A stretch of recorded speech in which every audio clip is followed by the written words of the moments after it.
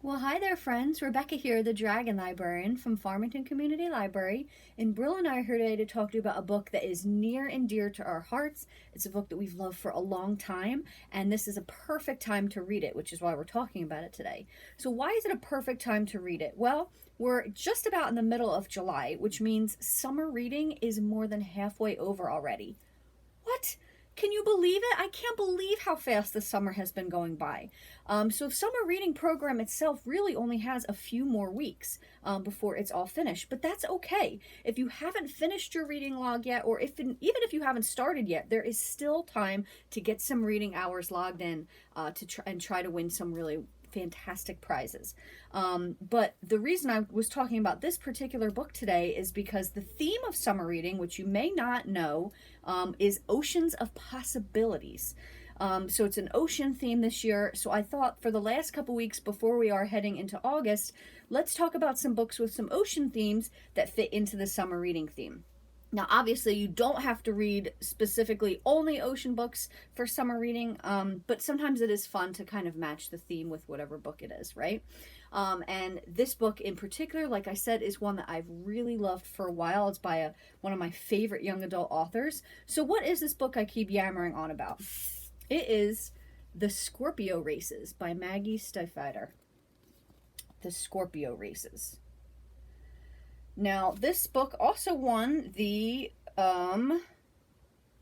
Prince Award, it looks like, which I didn't realize that until just now. I was looking at my copy. So Maggie is an author. Like I said, she's one of my favorite young adult authors. She's written some really fantastic series like the Raven Boy series. She's written the Shiver series.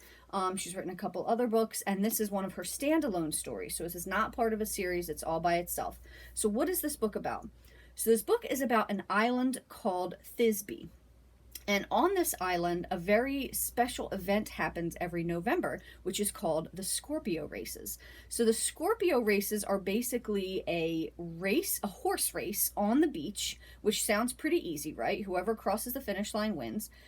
But there's a catch, because they're not racing just regular run-of-the-mill horses. On this island in November, during the Scorpio Races, they are racing Kapell Ishkas. I'm pretty sure that's how it's pronounced. So what is a Kapell Ishka? Basically, it's a dangerous fairy horse from the sea. So that's the easiest explanation I can give for it. So she based these creatures off of various different myths, most notably the Kelpie, which is a dangerous Scottish water horse that will drag you to the depths if you get too close to its lair.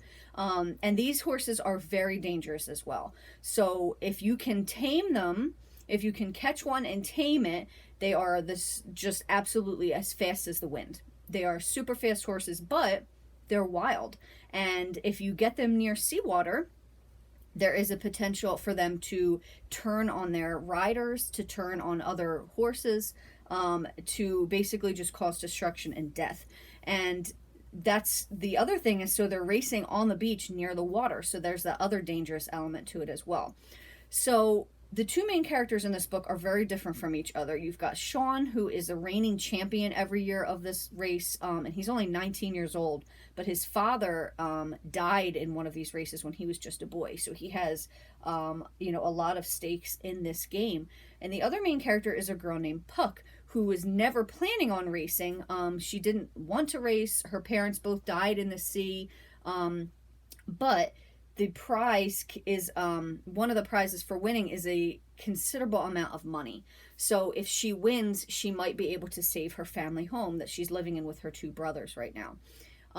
So she has a lot of stakes in this too. Now Sean also wants to win, not only because of the fact that he's the reigning champion and that he has this connection to this race through his dad, but also because he has a horse that a Kapell Ishka that he really loves, and in the stables where he works, and he wants to buy this horse, this fairy horse. So he can't do that unless he has this money. So they both have these really high stakes in this race, and they are both going to race, and it could potentially be a race to the death.